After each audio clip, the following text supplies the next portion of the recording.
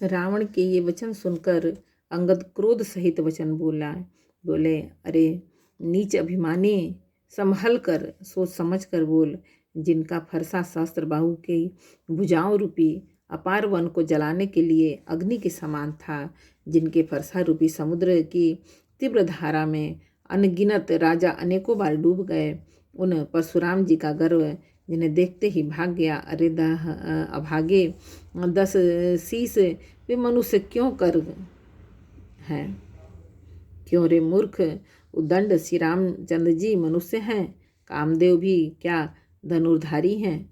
क्या गंगा जी क्या नदी हैं? कामधेनु क्या पशु हैं? और कल्प वृक्ष क्या पेड़ हैं? अन्न भी क्या दान है? और अमृत क्या रस है?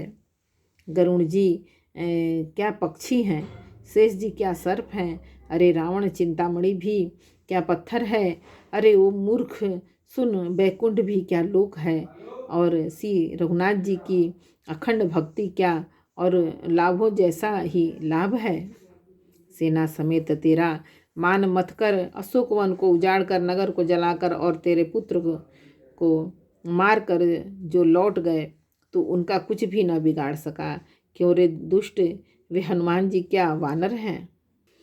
अरे रावण चतुराई छोड़कर सुन, कृपा के समुद्र श्री रघुनाथ जी का तू भजन क्यों नहीं करता? अरे दुष्ट, यदि तू श्री राम जी का बैरी हुआ तो तुझे ब्रह्मा और रुद्र भी नहीं बचा सकेंगे। हे मूढ़, व्यर्थ गाल न मार, डिंगना हाक। श्री राम जी से बैर करने पर तेरा ऐसा हाल होगा कि तेरे सिर समूह श्री राम जी के बाण लगते ही वानरों के आगे पृथ्वी पर पड़ेंगे और ऋक्ष वानर तेरे उन गेंदों के समान अनेकों सिरों से चौगान खेलेंगे। जब श्री रघुनाथ जी युद्ध में कोप करेंगे और उनके अत्यंत तीक्ष्ण बहुत से बाण छूटेंगे, तब क्या तेरा ऐसा गाल चलेगा? ऐसा विचार कर उदार श्री राम जी को भज। अंगद के ये वचन सुनकर रावण बहुत अधिक जल उठा, मानो जलती हुई प्रचंड अग्नि में घीर पड़ गया हो। वह बोला, अरे मूर्ख कुंभकर्ण ऐसा मेरा भाई है, इंद्र का शत्रु सुप्रसिद्ध मेघनाथ मेरा पुत्र है, और मेरा पराक्रम तो तूने सुना ही नहीं कि मैंने संपूर्ण जड़ चेतन जगत को जीत लिया है। अरे दुष्ट, वानरों की सहायता जोड़कर राम ने समुद्र बांध लिया, बस यही उनकी प्रभुता है। समुद्र को तो अनेकों पक्षी भी लांघ जाते हैं, पर इसमें वे कभी सभी सूरवीर नहीं हो जाते। अरे मूर्ख बंदर सुन, मेरी एक एक भुजा रूपी समुद्र बल रूपी जल से पूर्ण है, जिसमें बहुत से सूरवीर देवता और मनुष्य डूब चुके हैं। बता, कौन ऐसा सूरवीर है जो मेरे इन अथाह और अपार 20 समुद्रों का पार पा जाएगा? अरे दुष्ट, मैंने दिक्पालों तक से जल भरवाया और तू एक राजा का मुझे ये सुनाता है? यदि तेरा मालिक, जिसकी गुण गाथा तू बार बार कह रहा है, संग्राम में लड़ने वाला योद्धा है, तो फिर वह दूत किस लिए भेजता है? शत्रु से प्रीति करते उसे लाज नहीं आती। पहले कैलाश का मंथन करने वाली मेरी भुजाओं को देख, फिर अरे मूर्ख वानर अपने मालिक की सराहना करना। रावण के समान सूरवीर कौन है, जिसने अपने ही हाथों से सिर काट काट कर अत्यंत हर्ष के साथ बहुत बार उन्हें अग्नि में होम दिया?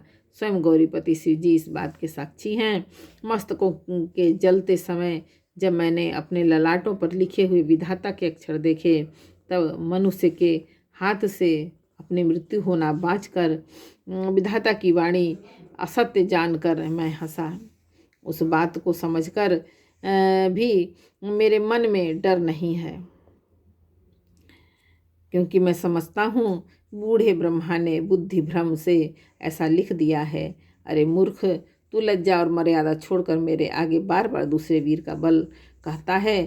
अंगद ने कहा, अरे रावण, तेरे समान लज्जावान जगत में कोई नहीं है। लज्जाशीलता तो तेरा सहज स्वभाव ही है। तू अपने मुख से ही अपने गुण कभी नहीं कहता। सिर काटने और कैलाश उठाने की कथा चित्त में चढ़ी हुई थी। इसे तूने उसे 20 बार कहा। भुजाओं के उस बल को तो तूने हृदय में ही टाल रखा है, जिससे तूने सहस्त्रबाहु बलि और बाली को जीता था। अरे मंदबुद्धि तूने अब बस कर अरे मंदबुद्धि सुन, अब बस कर। सिर काटने से ही भी क्या कोई सूरवीर हो जाता है? इंद्रजाल रचने वाले को वीर नहीं कहा जाता, यद्यपि वह अपने ही हाथों अपना सारा शरीर काट डालता है। अरे मंदबुद्धि समझ कर देख, पतंगे मुंह बस आग में जल मरते हैं, गधों की झुंड बोझ लाद कर चलते हैं, पर इस कारण वे सूरवीर नहीं कहलाते। अरे दुष्ट, अब बत बढ़ाओ मत कर, मेरा वचन सुन और अभिमान त्याग दे। हे दसमुख, मैं दूत की तरह नहीं आया हूँ। श्री रघुवीर ने ऐसा विचार करके मुझे भेजा है। कृपालु श्री राम जी बार बार ऐसा कहते हैं कि सियार के मारने से सिंह को यश नहीं मिलता। अरे मूर्ख, प्रभु के वचनों को मन में समझकर ही मैंने तेरे कठोर वचन सहे हैं, नहीं तो तेरे मुंह तोड़कर मैं सीता जी को जबरदस्ती ले जाता। अरे अधम, देवताओं के शत्रु, तेरा बल तो मैंने तभी जान लिया जब तू सोने में पराई स्त्री को हर कर लाया। तू राक्षसों का राजा और बड़ा अभिमानी है, परंतु मैं तो श्री रघुनाथ जी के सेवक का दूत हूँ। यदि मैं श्री राम जी के अपमान से न डरूं तो तेरे देखते देखते ऐसा तमाशा करूं कि तुझे जमीन पर पटक कर तेरी सेना का संहार कर और तेरे गांव को चौपट नष्ट भ्रष्ट करके, अरे मूर्ख, तेरी युवती स्त्रियों सहित जानकी जी को ले जाऊं। वार बोलो रामायण मैया की जय। लंका कांड का 5 दोहा समर्पयामि। भगवान जय श्री राम जानकी पवन पुत्र हनुमान भोलेनाथ बजरंग बली। जय हो।